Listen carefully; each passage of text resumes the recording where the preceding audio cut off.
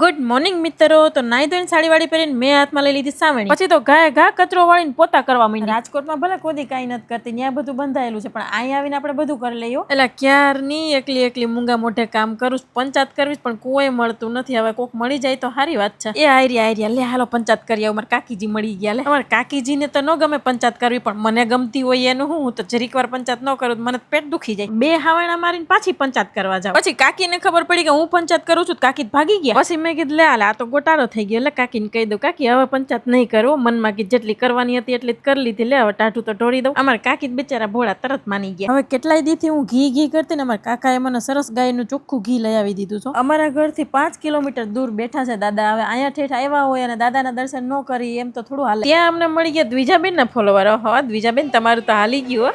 સવાર મોટી તારા જ વિડીયો જો પહેલા તો